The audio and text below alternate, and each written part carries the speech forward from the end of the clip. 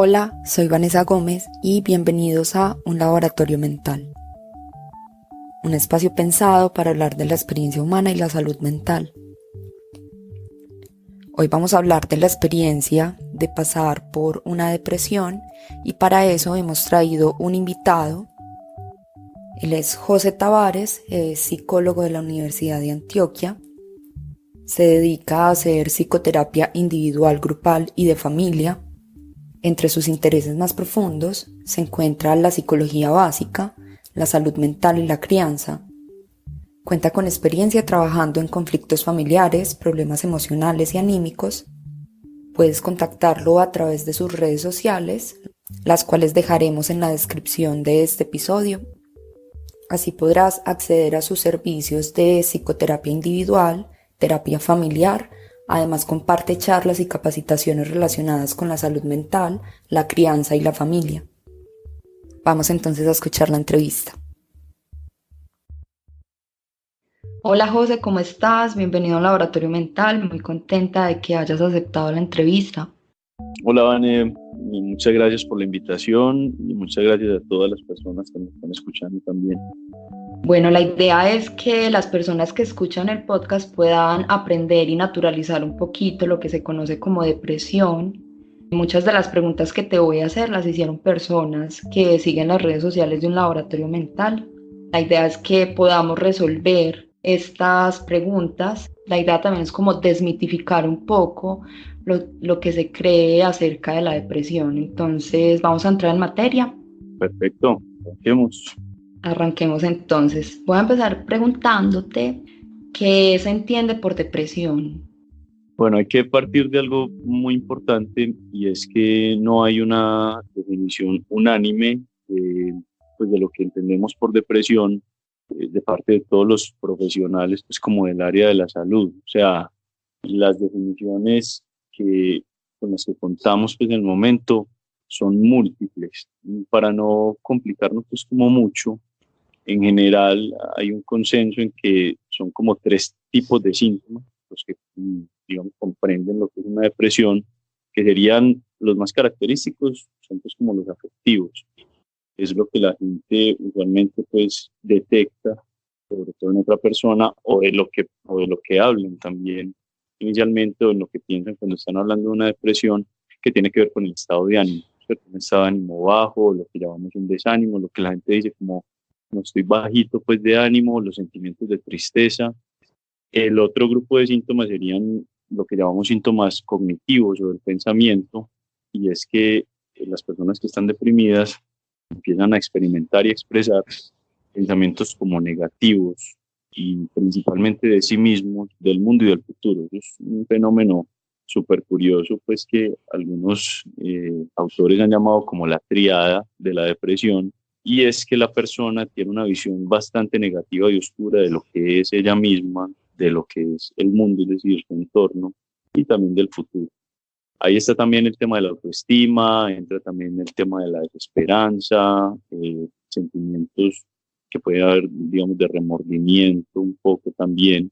La depresión se asocia mucho como a lo que pensamos sobre lo que ya pasó, distinto de pronto a la ansiedad en la que se asocian más como pensamientos sobre lo que no ha pasado. Y el último grupo de síntomas son los síntomas conductuales, que ya tienen que ver más como con la evitación o el replegarse un poco, que también es algo muy característico de las personas deprimidas, y es que puede ir desde faltar al trabajo hasta no ser capaces de salir pues como de su habitación. Las conductas o las actividades habituales de estas personas se empiezan a alterar. Entonces el que era muy parrandero, el que era muy rumbero, pues ya no sale. Al que le encantaba compartir pues espacios con su pareja empieza a perder ese tipo de como de hábitos y de costumbres. Las personas se vuelven lentas al hablar, inclusive es difícil a veces sostener conversaciones con estas personas porque uno empieza a sentir que su forma de funcionar se va como lenteciendo. Ahí está también el desgano, entonces surge pues el típico no me provoca nada, nada me gusta, ¿cierto? Ya lo que antes disfrutaba no le encuentro gracia. Y ahí estarían también en ese grupo de síntomas conductuales, están los síntomas físicos que ya tienen que ver, por ejemplo, con los cambios en el apetito. Entonces, o como menos o como más, ¿cierto? O no como nada o pierdo el apetito o puedo estar, como lo llamamos, hiperfágico, y es que como mucho más de lo que es habitual en mí, el sueño también se altera, como puede haber insomnio, es decir, la persona ya pierde el patrón de sueño que venía teniendo, no es capaz de conciliar el sueño igual de fácil que antes o puede dormir mucho. Aunque en general lo que más se ve en las personas deprimidas tiene que ver más es como con una afinidad por la cama. A veces ni siquiera es el tema del sueño, sino de no quiero salir de la cama. Y la falta de energía, pues asociada a eso, ¿cierto? La pérdida como de vitalidad, que también es como un fenómeno bastante característico de la depresión. Toda esa pintura que te acabo de hacer, pues, es, digamos, en lo que uno podría como enmarcar lo que la mayor parte de profesionales del área de la salud llegaríamos a denominar una depresión, ¿ok? Perfecto, pues digamos como que se tienen en cuenta muchísimos factores para empezar entonces a definir lo que se considera una depresión. Exacto, y hay cosas, así como hay cosas muy características, hay otras que no lo son tanto, pero todo eso pues hay que tomarlo en cuenta dentro de lo que es la evaluación. Para mí, pues como profesional y como terapeuta, pienso que el tema de la triada de pensamiento que te decía al principio, los pensamientos Sí. negativos de sí mismo, el futuro y el mundo, son como un marcador bastante importante a la hora de yo empezar a pensar que una persona tiene o no tiene una depresión. Sea, me parece muy importante lo que estás diciendo porque a veces las personas no saben cómo identificarlo. O sea, por ejemplo, tú que eres profesional de la salud, entiendes desde qué mirada abarcarlo, pero, por ejemplo, ¿cómo puede una persona empezar a sospechar que está viviendo una experiencia de depresión? ¿Cómo puede empezar a darse cuenta o decir, jue madre, necesito evaluación? Porque a veces creemos como que es algo que se nos va a pasar o normalizamos ese malestar. Entonces, ¿tú qué le dirías a esas personas? Yo creo que lo principal, como lo más llamativo que empiezan a notar es el asunto de la pérdida de vitalidad, inclusive a veces más que la tristeza, porque la tristeza tendemos a normalizarla más. Esto de ir perdiendo la vitalidad, es decir, inclusive algún autor, no recuerdo en este momento el nombre, pero él decía que lo contrario a la felicidad era la pérdida de la vitalidad, ni siquiera era la tristeza. Pero Sí, entonces no es tanto sentirme triste, sino que no tengo ganas y no tengo energía de hacer nada. Entonces, eso es un primer marcador que a la gente ya le empieza como a preocupar, ¿cierto? Es de las, a veces como de las primeras cosas que uno le dicen, antes hacía esto, y ya no me provoca hacer nada. Antes yo me podía levantar a tal hora y empezar a hacer X rutina en mi casa, ir al gimnasio, no sé qué, pero ya nada de eso como que soy capaz y siento que necesito un esfuerzo sobrehumano para lograr hacer cosas que la gente dice tan pendejas, pues que antes lograba hacer con una naturalidad y en la cotidianidad. Además de eso, también podría una persona sospechar que está deprimiéndose porque va perdiendo interés, no solamente la energía para hacer cosas, sino que ya no le encuentra sentido. Entonces, ve, yo era muy parrandero, yo era muy rumbero, ya no me provoca salir. A mí me sí. encantaba ir al gimnasio, por ejemplo, y yo era un deportista, pero ya yo pienso en eso y como que digo, ¿para qué? O sea, ¿para qué me levanto? ¿Para qué hago esto? Esto no tiene sentido. Y ahí entonces es donde empieza como a, ¿cómo podríamos decirlo? Un poco a anidarse los sentimientos persistentes ya de tristeza. Obviamente si yo empiezo a perder interés en las cosas y no le encuentro sentido, pues van a venir preguntas como, bueno, entonces yo para qué me levanto, ¿cierto? Yo para qué, qué sentido tiene, entonces yo poner un despertador, lidiar con el trajín del día, y ya de ahí, por ejemplo, a que empiecen a aparecer ideas suicidas en una persona o ideas de muerte, pues hay un tramo muy corto. Sí. Pero tratando como de un poco de abarcar todo eso, lo que uno empieza a ver en una persona y que pienso yo, o sugeriría yo que la persona tome como una señal de alarma es que empieza gradualmente a evitar y evitar algunas exigencias de su cotidianidad, de su rutina, ¿cierto? De lo que es un día habitual y empieza a replegarse cada vez más desde lo más simple como pararse a hacer un, no sé, un desayuno para despachar a los niños, en el caso de una mamá, Sí. y decirles, no, despáchense ustedes hoy, o no despertarse ni siquiera, o despertarse o no querer separarse de la cama hasta ya, digamos, cosas más que de pronto pueden impactar más a la persona, como perder un trabajo. Si la persona empieza a evitar y evitar cosas, yo creo que es una muy buena señal para que la una persona diga, bueno, creo que aquí está pasando algo que va más allá de una tristeza o de un desgano normal. Serían ya señales como para, de pronto esta palabra puede ser muy grave, alarmarse o tampoco llegar hasta ese punto. ¿Tú qué opinas? Pues, Vane, yo creo que podrían ser señales para empezar a, precisamente como tú lo decías, a dejar de normalizar de pronto lo que estoy sintiendo. No estoy solamente triste. O sea, esto no es que tengo un mal día. Sobre todo cuando esos cambios, esto es algo que creo que faltó en esta primera pregunta que me hiciste, Sí, tiene que ver con la duración de eso. No es lo mismo que me pase todo esto que decíamos al principio, un ratico, a que yo lleve días y semanas así. Dentro de los criterios pues que a veces para el diagnóstico nosotros los profesionales nos ponemos, está incluida la temporalidad. Entonces, lo que pedimos o lo que buscamos es que esos síntomas que comentábamos hayan tenido una duración no inferior a 2 semanas. Eso puede ser, pues, digamos, como un punto de referencia, pero igual uno no es como que, no, lleva 1 semana y 2 días, entonces no pasa nada. Todos esos cambios, el tema de la temporalidad es importante, de que sea algo perseverante, persistente, pero igual todos estos cambios, sobre todo si una persona empieza a notar esto, como que empieza a evitar más y a desganarse más, no sé si para alarmarse, pero sí como para decir, bueno, esto no es normal, esto no es una tristeza normal, y definitivamente debería ir pensando en hacer algo, ¿cierto? Ojalá sea en buscar ayuda profesional. en relación a lo que acabas de decir, acerca de que la persona empieza a replegarse, ocurre mucho entonces que la depresión desajusta las rutinas. Esta es una de las preguntas que nos hicieron en redes sociales y es esa pregunta de si es posible readaptarse a la vida con, pues sufriendo un estado de ánimo como de esta magnitud. Sí, pues con este tema llegamos a lo importante de la rutina.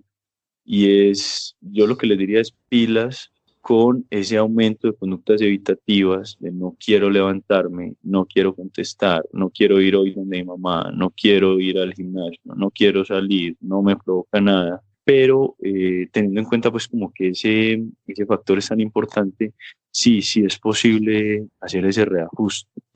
Existe tratamiento estudiado pues para lo que o lo que hemos aprendido a llamar depresión, Sí, tanto farmacológico, es decir, medicación, o sea, lo que la gente llama las pastas, pues, las pastillas, los sí. psicotrópicos, ¿cierto? La medicación antidepresiva, como tratamiento psicoterapéutico.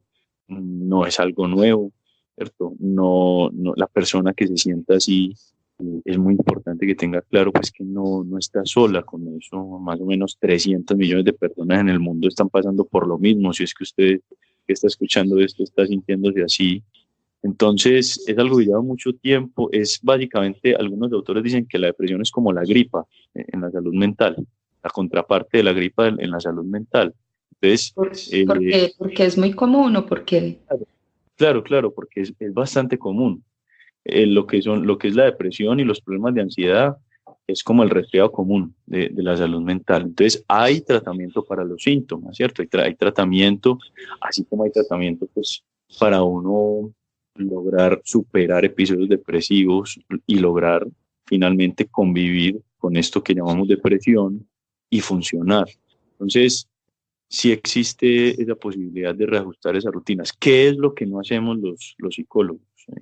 ¿O qué es lo que uno trata de no hacer? Dar soluciones generales. Por ¿Qué ejemplo, quiere decir? Bueno, no, como estás deprimido, sal a caminar, sal con tus amigos, lee un libro, haz tal cosa, haz tal otra, como si fueran recetas generales, ¿cierto? ajá, A veces se tiende a hacer esto, sobre todo, por ejemplo, si uno es un amigo, un familiar de una persona con depresión, está esta tendencia como a tratar de activarlo de cualquier manera, ¿cierto? No, pone de tu parte y, hombre, salí, camina un ratico, una vuelta. despéjese.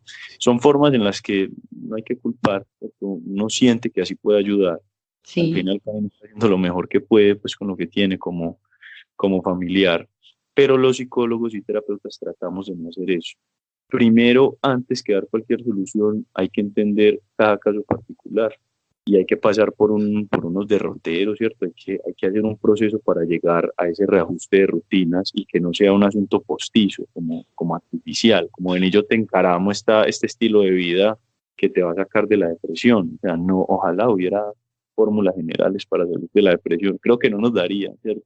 Pero sí, por ejemplo, puntos importantes antes de llegar a planear ese reajuste.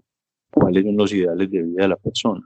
¿Qué papel está jugando, por ejemplo, en el hecho de que esté deprimida, la forma en que la persona ve la vida, es decir, sus creencias? ¿Qué reglas implícitas tiene esa persona sobre su vida? Uno vive con un montón de reglas implícitas que uno de pronto no es consciente de que las sigue a veces tan rígidamente. Alguna vez hablaba con una paciente que estaba deprimida, me decía, es que yo para qué voy a hacer cosas sin ganas. Ve, yo dije, voy a salir con un amigo tal día y tenía ganas de hacerlo. Cuando llegó el momento, no me provocaba, entonces le dije que no. Yo le preguntaba, ¿y por qué no lo hiciste? Me dijo, porque no tenía ganas. Vienen un montón de preguntas que hay que empezar a hacerse en un proceso terapéutico.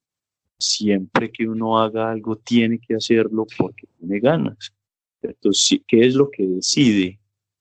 Vamos a poner un ejemplo, que yo vaya a visitar a mis papás, que tenga ganas de hacerlo, que es importante para mí, que hace parte de mis ideales de vida. Entonces, ahí hay que empezar a explorar un montón de cosas con la persona que nos van a permitir ir mirando cuál es esa vida que la persona quiere construir y cuáles son esas rutinas que hay que reajustar. Es posible que las rutinas que haya perdido antes de deprimirse ni siquiera hicieran parte del todo de sus ideales de vida, de la vida que esa persona quiere para ella misma, o sea, de una vida como que tenga sentido para ella. Entonces, eso es un segundo punto que hay que revisar. Un tercer punto que hay que revisar es cuál es la receta que la persona está utilizando para resolver su problema de depresión. Todos utilizamos recetas cuando nos pasa algo. A todos nos pasa algún problema y tratamos de seguir unos pasos para solucionarlo, consciente o inconscientemente.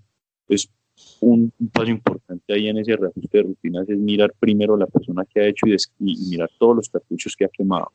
Pero Sí. entonces, digamos que la idea principal, Vane, que traigo aquí es que el reajuste de rutinas sí se puede, pero no se debe apresurar y se va construyendo pacientemente con el consultante, pero a partir de sus ideales de vida, no de recetas generales.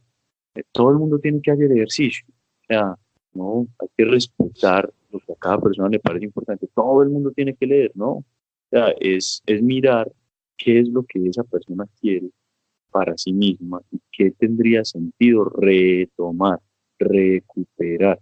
¿Cierto? Hay cosas que las personas empiezan a hacer después de que salen de un episodio depresivo que no hacían antes, pero eso surge de esa exploración de qué quiero yo. Entonces, sí, sí se puede. Eso se puede complicar. Eso se puede complicar, pues pareciera una receta muy sencilla, pero no lo es. Se puede complicar por muchas razones, ¿cierto? Porque Sí. haya, por ejemplo, no sé, que haya un trastorno de personalidad además de la depresión. La, Sí. la gente usualmente cree que cuando uno tiene un problema de salud mental, tiene ese problema y ya. Es el que tiene Ajá. depresión y ya, pero resulta que la realidad que encontramos en terapia es muy distinta. O sea, la regla es más lo que nosotros llamamos comorbilidad. Esa palabra tan rara quiere decir la coexistencia de varios diagnósticos. Entonces, la persona que llega con depresión usualmente va a tener problemas de personalidad, usualmente va a tener problemas de ansiedad, usualmente tendrá conflictos familiares, problemas en las habilidades sociales. Entonces, todo eso hay que mirarlo porque eso puede complicar el, digamos, el pronóstico de una persona que llega pues como a pedir ayuda. Hay psicoterapias con muy buena evidencia. Cualquiera puede entrar a la página de la OMS y ahí están las psicoterapias como líderes en esto, ¿cierto? La psicoterapia cognitiva para la depresión que viene por allá desde los años 60, la terapia interpersonal desde los años 80, la terapia de activación conductual más o menos desde el 2000 hasta la actualidad que ha recogido muy buena evidencia pues como de que sirve. Todas tienen pues como algo en común y es que dan una importancia muy grande como a cuál es el funcionamiento presente del consultante, o sea, el funcionamiento actual. No tanto vamos a irnos hasta tu infancia a ver qué pasó para que lo resolvamos y eso te permita como si fuéramos a desatacar, ¿cómo se dice? Como a desestancarte. Ajá. Sino más bien miremos cómo llegaste ahí, pero para mirar cómo vamos a hacer para que funcione distinto hoy y qué es lo que hoy en día te tiene funcionando en modo depresión, ¿cierto? La depresión no es solamente un sentimiento, es una forma de funcionar. Entonces, ¿es importante revisar el pasado? Pues sí, pero no es porque ahí vaya a estar la solución. Ahí encontraremos, no sé, a veces en psicoterapia se dice que todos los pacientes necesitan como una mitología o una especie de cuento, de relato que les permita entender y dar sentido a su sufrimiento actual. O sea, cómo llegaste ahí, pero es porque saber cómo llegaste ahí lo necesitamos utilizar para que te empieces a mover de ahí donde estás. En conclusión a eso que acabas de decir, pues la conclusión a la que llego es sí se pueden reajustar las rutinas, pero no es ni una fórmula mágica y requiere de un proceso en el que hay un acompañamiento y sobre todo una disposición de la persona a trabajar. Sí, estamos de acuerdo, muy buenas conclusiones, Vane, estoy de acuerdo con eso, o sea, no hay que hacerlo, no es un asunto pues así como que deportivamente te voy a montar una rutina, no, eso requiere pues como un trabajo de exploración personal también y de que esa rutina que se elija tenga sentido para la persona. Me parece maravilloso y yo creo que las personas que te están escuchando pueden sentirse muy tranquilas con eso que acabas de decir. José, entonces te voy a hacer otra de las preguntas Ok, que me hicieron en redes sociales y es, hay como cierto estado de ánimo que puede parecer como desmotivado, triste, pero la persona no siente que está como en una depresión o cómo se le puede llamar a ese fenómeno en el que la persona constantemente se siente aburrida, desmotivada, pero de pronto no como a ese nivel ok. en el que se puede catalogar una depresión. Bueno, a ver, si nos fuéramos a poner ¿qué? Muy diagnosticadores, como muy minuciosos en la etiqueta, pues eso puede sonar como a un trastorno distímico. El trastorno distímico es como si fuera una depresión, pero es como una depresión con unos síntomas menos graves, o sea, de menor gravedad, pero más crónica. Es decir, más crónica quiere decir más persistente en el tiempo, como que se extiende más, ha acompañado a la persona más tiempo en su vida. La depresión, digamos, más conocida es algo que va y viene. No, yo no Sí. siempre estoy deprimido, ¿cierto? Si yo tengo una depresión mayor, yo puedo cursar, yo puedo tener épocas de lo que llamamos eutimia, que es como el estado de ánimo bien, el estado de ánimo pues que me permite funcionar estable, tranquilo. Lo que llamaríamos, aunque la palabra es bastante polémica, pues lo que llamaríamos normal, ¿cierto? Sí, La distimia no hay tanto eso, sino que es más como síntomas depresivos más leves, pero más constantes, como un ruidito de fondo, como ajá. una tristeza por allá de fondo, pues que no se va. Si nos fuéramos a poner pues como a tratar de ubicar eso en alguna categoría diagnóstica. Igual, yo creo que nosotros, pues un terapeuta, más que pensar en diagnósticos exactos y precisos, trata es como de mirar el asunto de la sintomatología. Entonces, Sí, nosotros más que hablar de, bueno, esto es un trastorno depresivo mayor, es un trastorno distímico, esto es un trastorno, no sé, afectivo persistente, hablamos más es como de sintomatología depresiva, porque sí, eso es una dimensión, o sea, eso es un asunto más dimensional. Eh, es decir, lo importante es mirar el impacto que esa sintomatología está teniendo en la vida de la persona. Llámela como la quiera llamar usted y poniéndola en la categoría que quiera, ¿cierto? Leve, grave, depresión mayor o no. Es ajá. mirar esa sintomatología que la persona de pronto llama depresión, un profesional podría llamar distinto, pero ¿cuál es el impacto que está teniendo en la vida? Entre esa sintomatología, entre qué ideales de la vida de esa persona se está interponiendo. Porque cuando una persona llega a un terapeuta y le dice, me siento mal, indirectamente lo que te está pidiendo es, haga que yo me deje de sentir mal. Ayúdeme a quitarme este mal sentimiento. Y la persona usualmente, cuando uno empieza a preguntar, se da cuenta que usualmente quiere eso es porque siente que ese malestar se está interponiendo entre ella y una vida que quisiera vivir. No es por el malestar como tal, sino que es que si yo no tuviera esto, haría X cosa. Si yo no tuviera esto, la depresión sería más, no sé, más cariñoso, sería más atento, sería más disciplinado, sería más exitoso, sería más arriesgado. Ponga todos los adjetivos que quiera, pero en general lo que la persona siente es que esos sentimientos que está trayendo y que quiere que su terapeuta le ayude a eliminar, se están interponiendo entre esa persona y una vida pues como que quisiera vivir. Entonces, sí, eso puede pasar. No sé si la pregunta que hay detrás de eso es, si yo tengo eso, debería consultar. Yo creo que lo que la persona debería o le sugeriría yo revisar es, más allá de que eso tenga un nombre, pues, o no, es mirar si eso, o sea, que haga un examen de en qué medida eso se está interponiendo entre esa persona y de pronto una vida o una parte de su vida que quisiera que fuera distinta.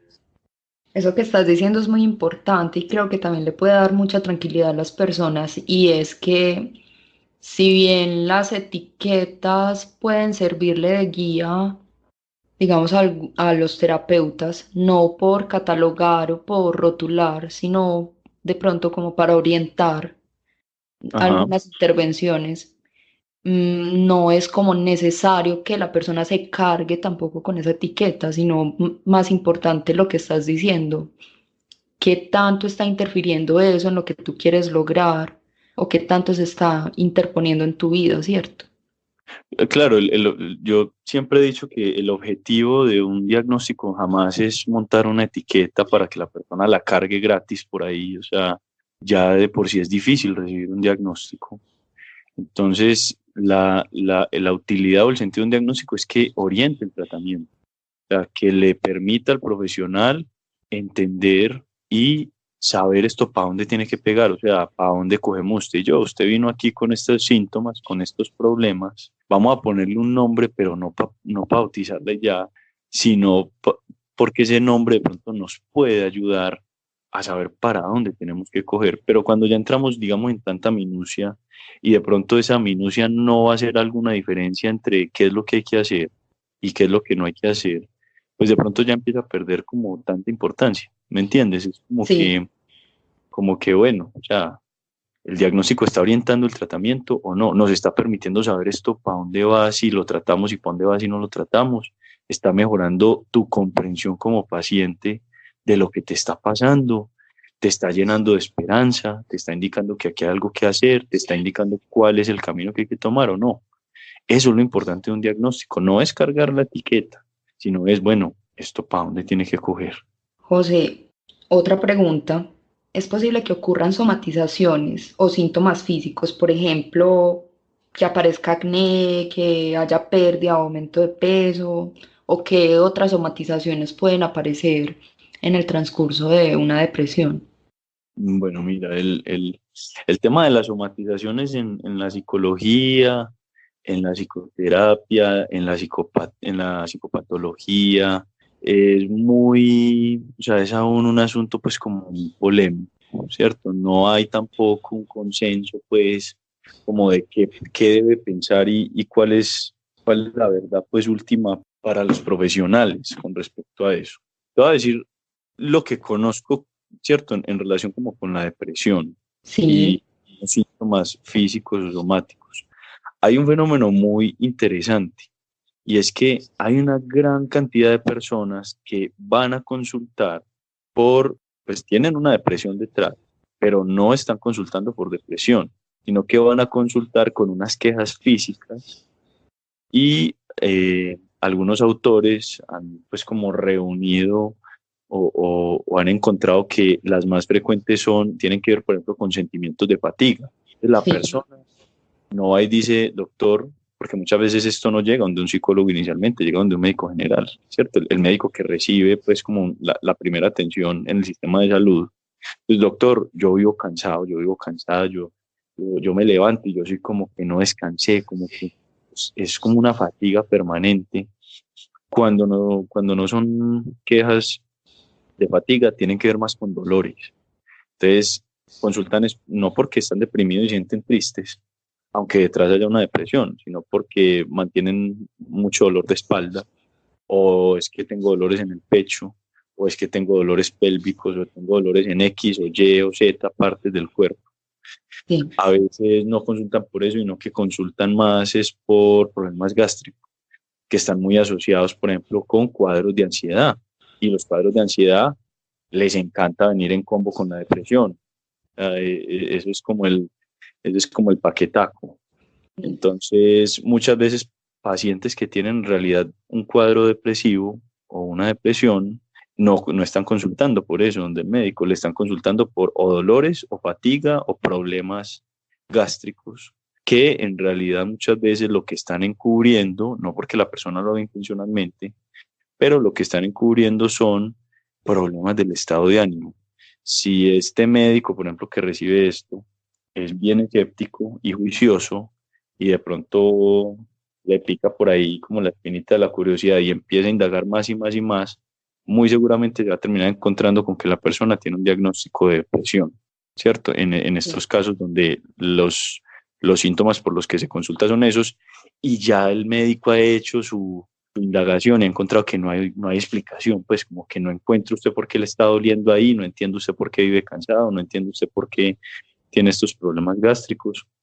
Si se hace una evaluación juiciosa, usualmente se termina encontrando que lo que hay detrás son problemas pues como del estado de ánimo. Hay algo muy triste ahí, es que menos de la mitad, o sea, menos del 50% de estas personas que consultan es por esos síntomas físicos, cuando detrás hay una depresión que está como enmascarada.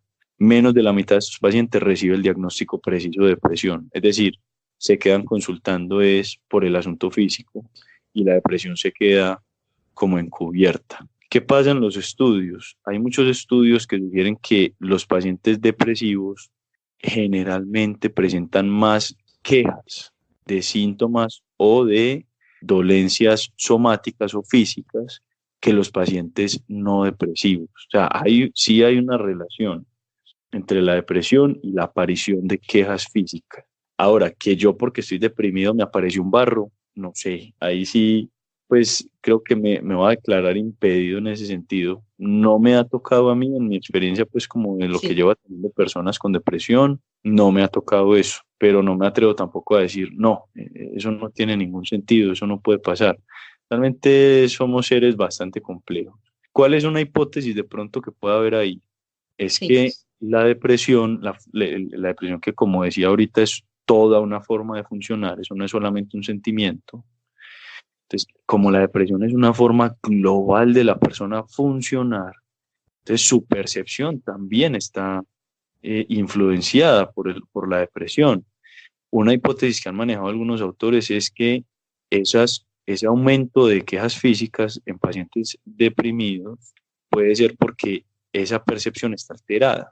Hay una percepción como exagerada de algunos cambios físicos que serían normales, pero es como estas personas tienden a percibir de pronto de una manera más exagerada cosas que otras personas percibirían normalmente, puede que les den como un significado, un peso más grande. A algunas dolencias sencillas les den como un peso más grande.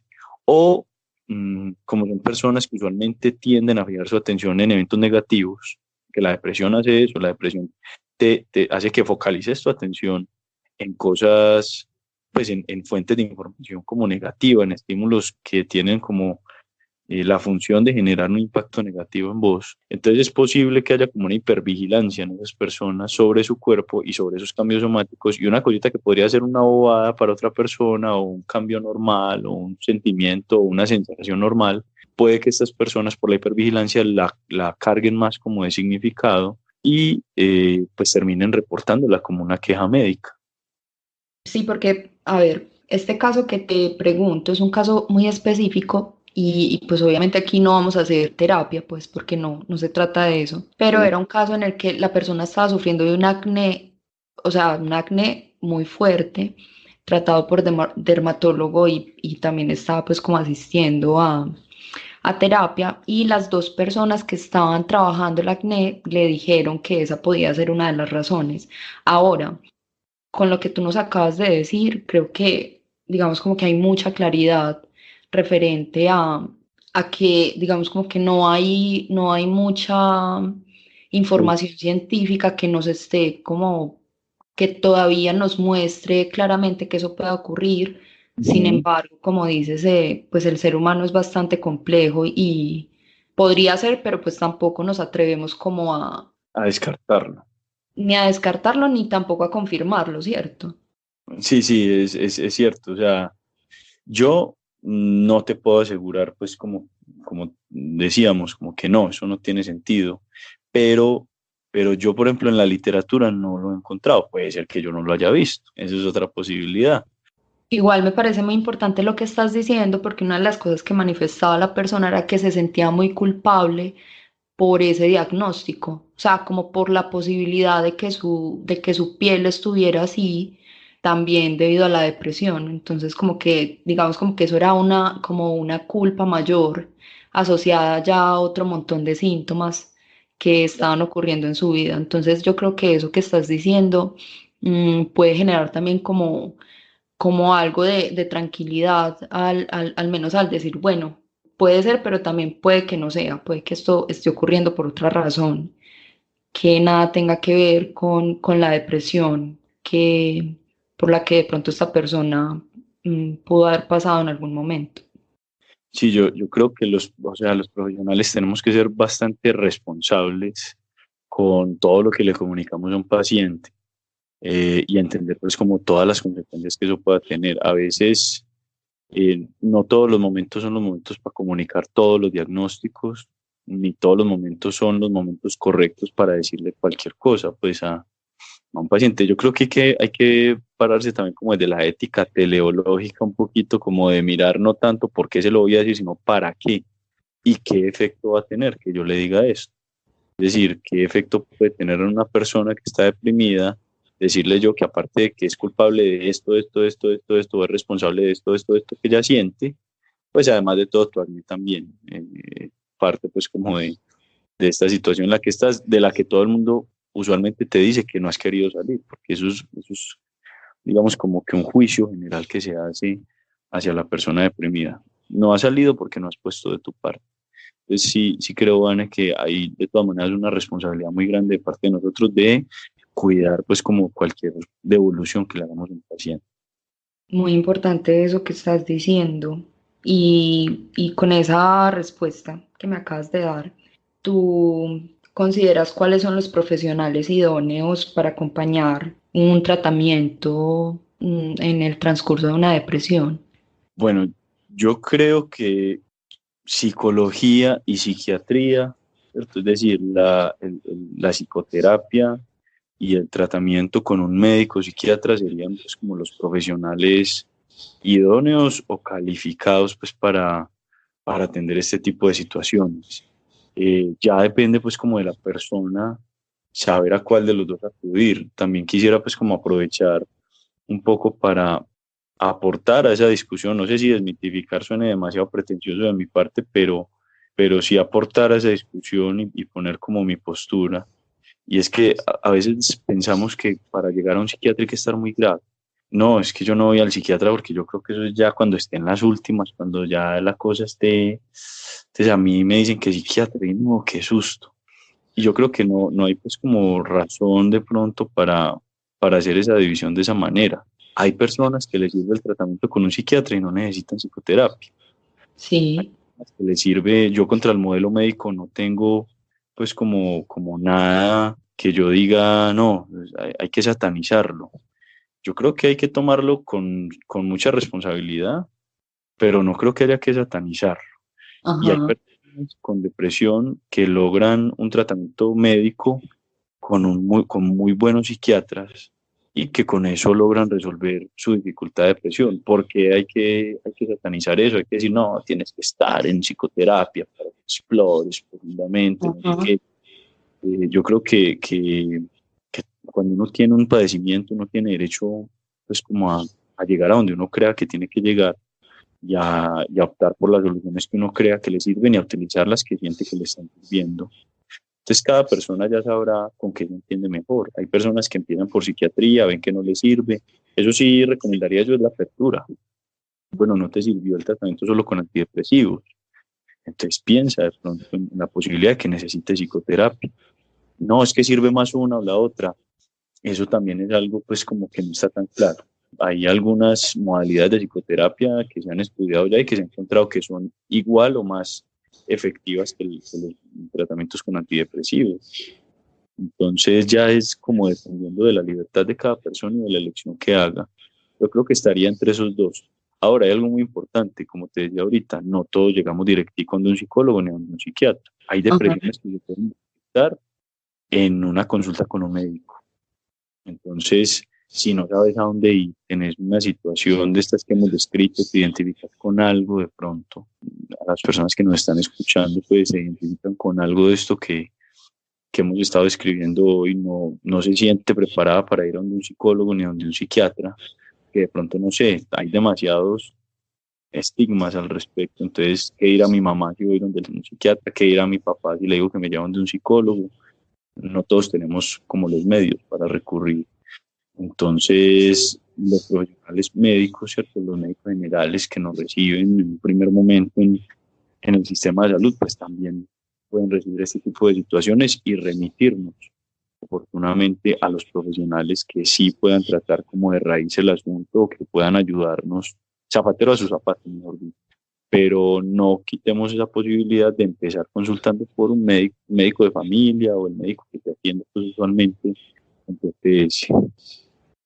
Perfecto.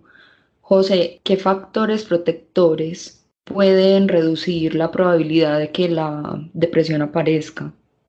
Bueno, factores protectores, mucho se ha dicho al respecto. Yo les voy a contar los que yo he encontrado pues como más importantes, relacionados también con lo que uno trata de cultivar con un paciente que llega pues a terapia, o con un consultante que llega a terapia por problemas del estado de ánimo. Yo creo que hay uno extremadamente importante que puede reunir otros y es la flexibilidad psicológica. Más allá de piensa positivo y el optimismo y trata de ver el lado bueno, es que la persona esté abierta o trate de cultivar una apertura a sentir un montón de cosas y a ser flexible, es decir, a que si un asunto no sirve, si una forma de resolver un problema no sirve, ensayar otro.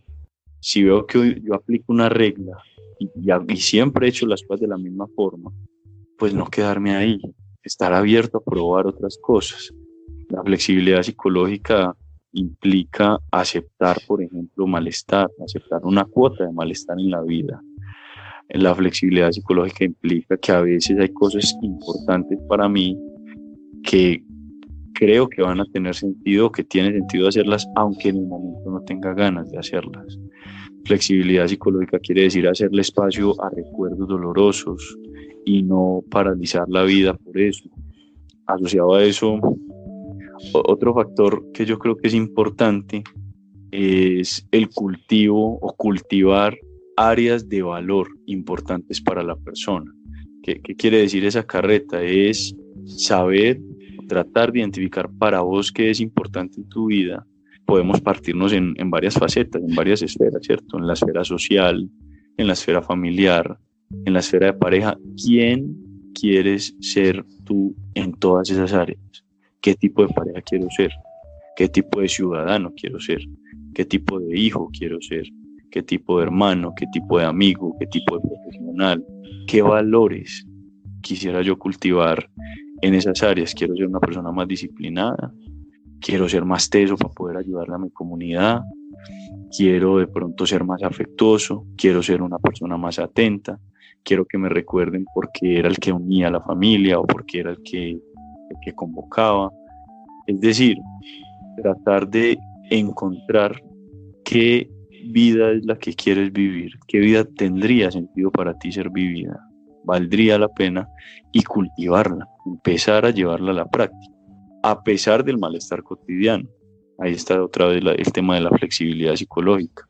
Tal vez haya algunas áreas de valor que cuando las estés cultivando impliquen malestar. Por ejemplo, puede que yo sienta mucho tedio cuando estoy en mi trabajo y tengo que revisar un montón de informes, pero la flexibilidad psicológica ahí estaría implicada en estar abierto a ese sentimiento de tedio porque sé que esa acción de revisar los informes y cumplir con mis responsabilidades está relacionado con un valor importante para mí, que es ser un profesional responsable.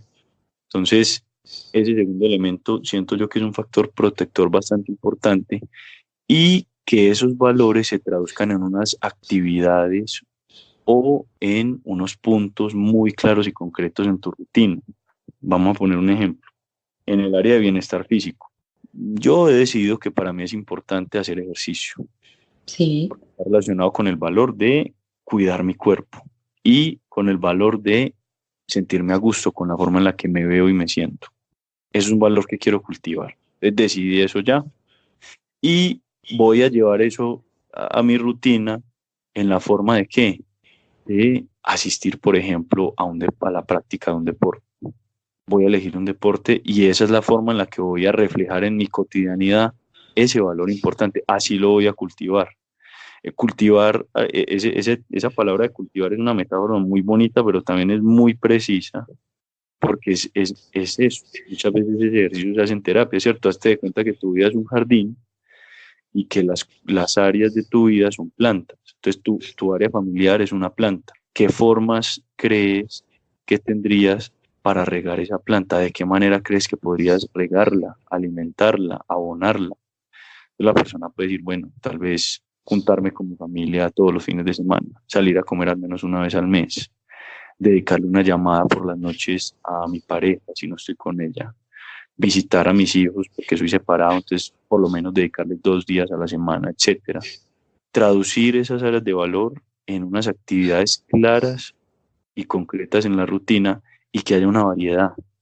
Hay personas que dicen, bueno, no, yo ya encontré mi sentido en la vida. Entonces yo ya sé que mi sentido en la vida es cuidar a mis hijos. Eso es lo más importante para mí. No hay nada más importante para mí que cuidar a mis hijos. Son mi devoción. Ese es mi motor. Yo no necesito nada más. Bueno, resulta que la vida tiene unas etapas, sigue y tus hijos se van a ir de tu casa y no te van a necesitar más. Suena crudo y duro, pero ese es el ciclo de la vida. ajá, Cuando ya no seas más mamá, entonces ¿en qué va a consistir tu vida si lo único valioso era eso? Es lo que uno trata de hacer muchas veces con los pacientes deprimidos cuando está precisamente reajustando esa rutina es tratar de construir como una rutina bien variada que incluya varias áreas de valor, porque es como un antidepresivo. O sea, tener una variedad en las rutinas es una especie de antidepresivo o ¿cómo se le llama eso? Como de prevención, ¿cierto? Es una medida preventiva para recaídas, en un episodio depresivo.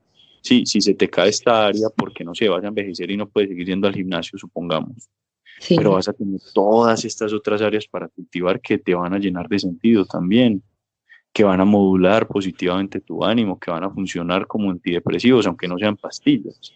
Y el último elemento, diría yo, también relacionado con la flexibilidad psicológica, sería la autocompasión. Yo creo que la sí, autocompasión es más que la autoestima, parece que es un factor protector súper potente para, para hacer frente a una posible depresión o para tratar de prevenir o disminuir el impacto que pueda tener en la vida de una persona un episodio depresivo. La autocompasión no es lo que uno cree que es como tenerse pesar y ya, y entonces decir mi vida es horrible. La autocompasión en el contexto clínico y terapéutico tiene que ver más es con hacerse pasito. Es como la expresión que utilizamos. ajá, Solemos tratar muy bien a las personas que queremos y con nosotros somos muy duros a veces. Entonces, si una persona que queremos se equivoca, hombre, no, no es para tanto, pues te equivocaste, pero pues, un error, la próxima vez lo vas a hacer muy bien. Pero uno se equivoca, sos un bobo, no sé, es sí, que sí, siempre haces las cosas mal, es que vos sí sos un tonto. Entonces, es ese mismo trato que tratamos de tener con las personas que queremos. Sería muy interesante ver qué pasa si empezamos a tenerlo con nosotros mismos. somos muy benevolentes a veces con la gente que nos importa y con nosotros mismos somos bastante como bruscos, ¿cierto? En el sentido Sí. de no nos permitimos fallar o cuando fallamos nos damos muy duro también. Y eso está relacionado con otras cosas, ¿cierto? Con rasgos perfeccionistas de personalidad y otros elementos muy importantes. Pero creo que esa compasión como el asunto de tenerse paciencia, de quererse, de darse amor y comprensión a uno mismo, darse el tiempo de aprender, permitirse equivocarse es un factor protector que yo también diría pues como que recomendaría cultivar si uno quiere protegerse de una depresión. No, pues estos factores protectores me parecen hermosos, sobre todo si se ponen en práctica. E imagino que también quien no está muy acostumbrado, pues necesita un entrenamiento en, pues entrenamiento suena como muy robótico, pero sí como ir entendiendo cómo es que se aplica esto que Ajá. nos acabas de contar. Sí, de pronto, bueno, entrenamiento puede sonar robótico, pero también tiene otro lado, ¿cierto? Y es la capacidad, es como aprender a montar bicicleta, o sea, uno puede tener toda la teoría clara, pero hasta que no te montes y te caigas, hasta que no te entrenes, no lo vas a lograr. La autocompasión se entrena, la flexibilidad se entrena, cultivar tus áreas de valor también, en el sentido de que te toca meterte ahí y estar dispuesto a fallar, estar dispuesto a equivocarte, digamos, a salirte del camino y a tener que volver a entrar. Y como con la bicicleta, a caerte, a que duela inclusive, pero a volver allá. Entonces, a mí me suena hasta bonita esa expresión del entrenamiento y creo que sí, más o menos consiste en eso, Ana. Genial, José. Para ir terminando la entrevista, quisiera preguntarte qué pueden hacer las personas o qué deberían saber las personas, los familiares que acompañan a una persona que esté viviendo una depresión. Bueno, yo creo que lo más importante, lo primerito que yo le trataría de sugerir a una familia de una persona que está deprimida es que entienda que la persona no está así porque le da la gana de estar así. O sea, la persona no está ahí porque le gusta, porque quiere. Yo creo que pensar eso y entender eso, entender el hecho de que la persona quiere salir de ahí en realidad, es el primer paso para que esta familia empiece a cultivar la compasión, pero no la compasión, como decía ahorita, en el sentido de que pesar, vamos a sobarlo y ya, Ajá. sino ponerse también en ese lugar de brindar amor, apoyo, comprensión y ser más un soporte de la persona que una presión, ¿cierto? Yo creo que si una familia entiende eso, muchas otras cosas ya pues como que vendrán por añadidura. Hay otras recomendaciones más específicas, ¿cierto? Como informarse qué es la depresión, Sí. mm, informarse cuál es la forma habitual de una persona deprimida funcionar, entender esos juegos que a veces ocurren en los que cae la misma persona, sin enredarse en ellos, sin engancharse en ellos. Yo hoy quise traer pues como un material que encontré hace tiempo, una publicación que encontré el año pasado, bastante interesante que decía 10 cosas pequeñas que puedes hacer por una persona que está deprimida. Entonces quisiera pues como compartir con todos los oyentes Genial. estas cosas que nos traen personas que han pasado por lo que es un episodio depresivo o que cargan con este diagnóstico pues como en sus vidas, ¿ok? Súper bienvenida a esa información. Bueno, entonces son cosas que pueden parecer simples, pero me parece que es una información bastante valiosa porque hemos hablado mucho ya pues como desde lo técnico, desde la clínica, desde la experiencia pues como que he tenido en el trabajo con estas personas, pero me parece que esto tiene el plus de que nos lo están contando personas que han estado allí, en ese lugar, pues como tan oscuro que uno no quisiera estar. Lo primero que nos dicen estas personas es escucha sin tratar de arreglar nada.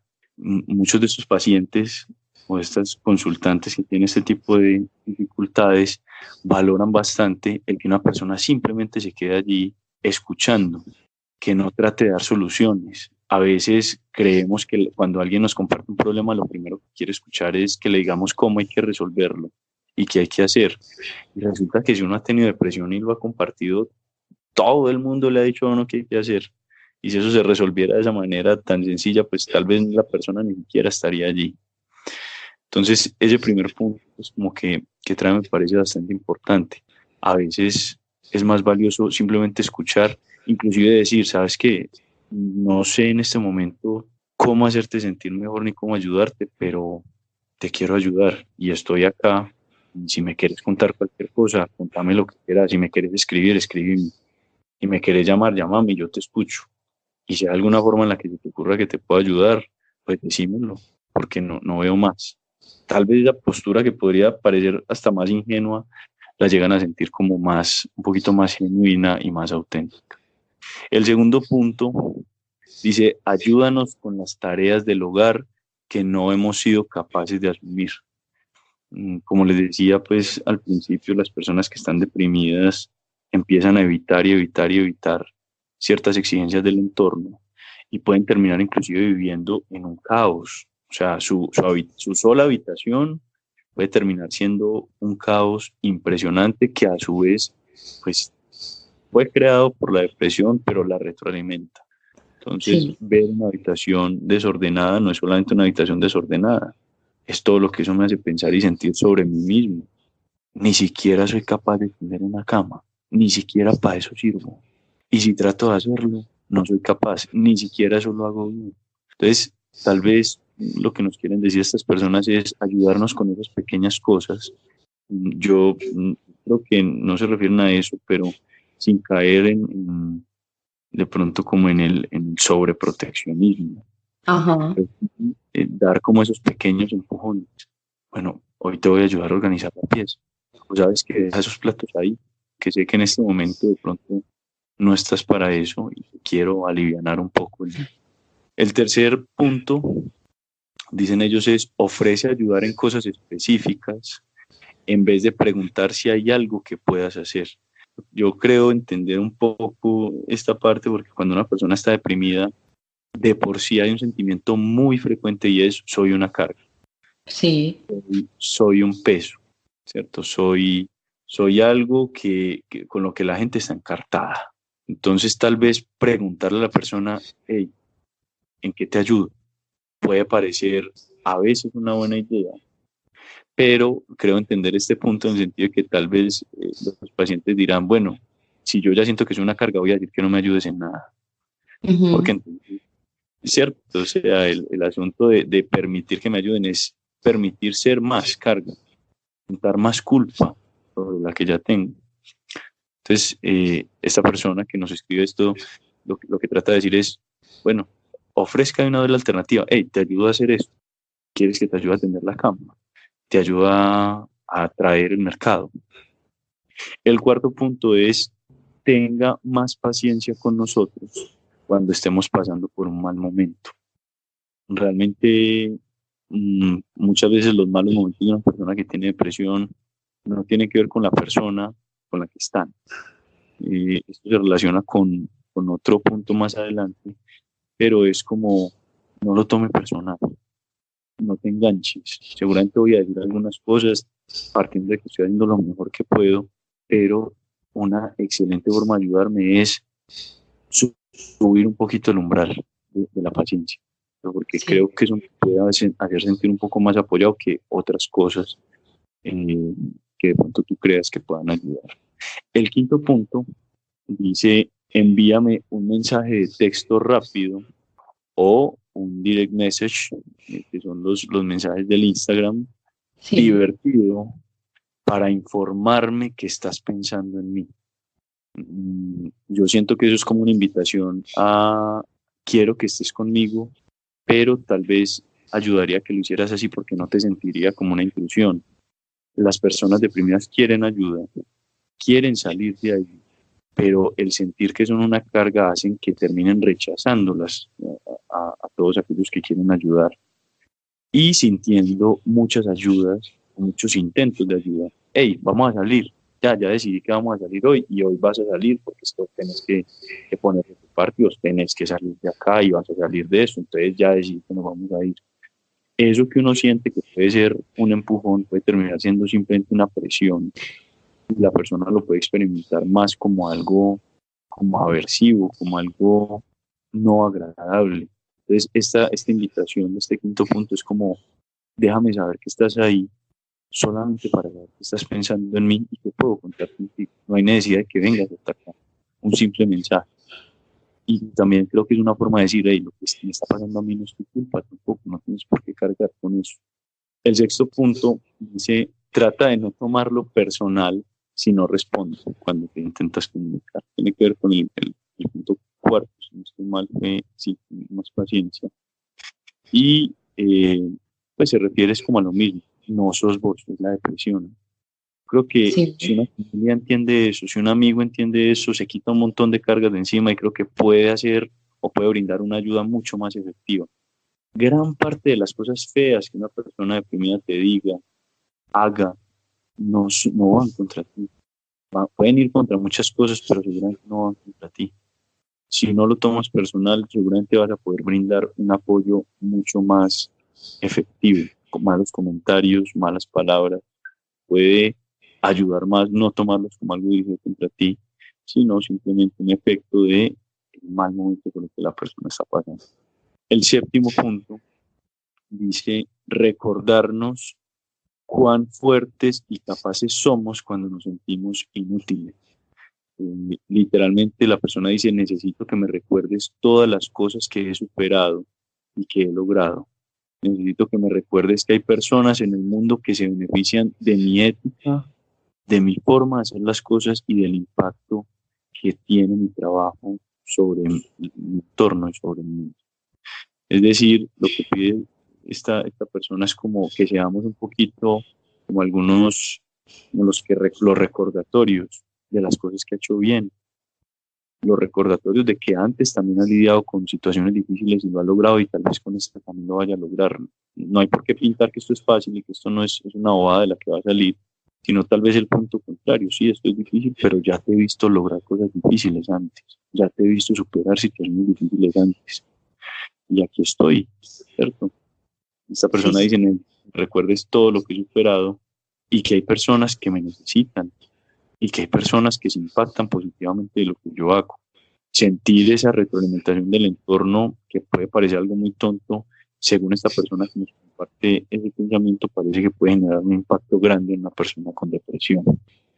El octavo punto dice, díganos que está bien no estar bien a veces. Ese muchas veces deja Sí, confundida cuando quiere brindar un apoyo. Creen que lo que hay que pintarle a la persona con depresión es un arco iris. Y hay, a veces a las personas con depresión les gusta más que uno se meta con ellos debajo de la nubecita, debajo de la tormenta, y que uno les diga que no entiende que se sientan así. que Y que otros sí, estén también como preparados para, como para meterse en esa oscuridad y no tanto pues como me siento triste, no, siéntete mejor, mira, la vida es bella, pues como algo que de pronto o en ese momento para la persona es como, pues no lo siente tal vez así o le cuesta sentirlo así. exacto, lo sentirían más como una validación de lo que de lo que les está pasando. Tal vez cuando le decimos a una persona, no, siéntete bien, no estés triste, no estás deprimido, estás distraído, como hay una cadena por ahí, Sí, más bien uno está haciendo ahí es como invalidando lo que está sintiendo. Eso puede aumentar los sentimientos de soledad, creería yo, pues viendo cómo están las cosas desde esta perspectiva. Entonces, compartirle a la persona que a veces está bien el malestar, que no hay por qué huir de él, que a veces, bueno, yo puedo sentarme contigo a escucharte quejarte y, y que eso va a pasar y que pues, está mal en este momento, va a hacer sentir a la persona que te tiene más cerquita. Y tal vez el tenerte más cerquita va a posibilitar otras cosas, por ejemplo, dejarse ayudar de ti. Primero hay que decirle a la persona, a un terapeuta bastante importante, me parece a mí en la historia de la psicoterapia, Carl Rogers, decía que el primer paso para uno cambiar tiene que ser aceptarse tal y como uno es. Esa aparente paradoja cobra todo el sentido con este octavo punto y tiene que ver con eso, con la validación. Entiendo exactamente lo que te está pasando, tiene todo el sentido, es válido y yo creo que esa es la puerta de entrada para que de pronto esta persona pueda permitirme a mí ayudarla. El noveno punto dice, toma nuestra mano o danos un abrazo cuando no tengamos ganas de hablar. A veces el lenguaje no verbal ayuda más, a veces los gestos ayudan más. El silencio se puede utilizar de muchas formas, se utiliza en terapia, se utiliza en la música, se utiliza en muchas cosas y en las relaciones interpersonales también. No siempre tenemos que saber qué decir, no siempre tenemos que hacer que la persona hable. A veces el abrazo simplemente o la compañía o el contacto físico pueden ayudar más que otras cosas que creemos más. Y el último punto dice, tráenos un regalo pequeño, por ejemplo, nuestro dulce favorito, una tarjeta que nos haga pensar que estás pensando en nosotros, o flores, cualquier regalo que consideres que me puede a mí gustar, porque tú me conoces, podría ayudar más que otras cosas. Entonces esos son, Vane, los 10 puntos, me parecen bastante significativos e ilustrativos. No sé qué pienses tú. Sí, no, me parece muy importante porque a veces no sabemos cómo acompañar. De pronto los terapeutas lo pueden tener un poquito más claro, pero a veces como familiares no sabemos cómo reaccionar, como frente a lo que el otro está sintiendo, sobre todo en situaciones tan complejas como una depresión y que sea dicho precisamente por personas que han transitado esta experiencia, creo que lo dice todo, pues nos ayuda a entender muchísimo mejor qué pueden esperar en esa Ujú, situación. estamos de acuerdo. José, ¿cómo te pueden encontrar las personas en redes sociales? Bueno, en redes sociales me pueden encontrar como @terapeuta José Tavares. Así me pueden encontrar en Facebook y así me pueden encontrar en Instagram. Y en ambas páginas pueden encontrar también, digamos, el link a la página donde tengo la agenda en caso de que estén interesados, pues como en el servicio de psicoterapia. Genial, José, muy importante esa información para que las personas que están escuchando este episodio también sepan que hay un psicoterapeuta aquí en Medellín que los puede acompañar en el proceso. Me he encontrado con muchas personas que me preguntan cómo saber qué psicólogo elegir y pues creo que escucharte le puede dar a las personas muchísimas ganas de decidir asistir a terapia contigo. Entonces, yo te agradezco muchísimo el tiempo que nos estás regalando. Ok, También te agradezco muchísimo la generosidad para compartirnos esta información. Sé que a las personas que están escuchando el episodio les va a ser de muchísima utilidad. Entonces, nada, eso, José, muchísimas gracias por aceptar esta invitación. a mí me encantan estas invitaciones, espero que no sea la última. Trataré pues como de estar pendiente todas las veces en las que pueda como aportar algo. Te agradezco mucho a ti, Vane, por la invitación, a las personas que nos estén escuchando también y ojalá pues esto se pueda repetir. Gracias a todas las personas que escuchan este podcast. Si consideras que esta información te ha sido útil, no olvides compartirla a otras personas a quien también pueda servirle este contenido y para que este podcast siga creciendo y pueda mantener su razón de ser, que es compartir con ustedes información valiosa y sobre todo útil para el cuidado de la salud mental. Los episodios de Un Laboratorio Mental puedes encontrarlos en Spotify, en Google Podcast, en YouTube y en Anchor. Recuerda que puedes seguirme en mis redes sociales. Aparezco en Instagram como @unlaboratoriomental. Allí puedes enterarte de todos los servicios que presto. Muchas gracias por estar aquí y nos escuchamos en un próximo episodio.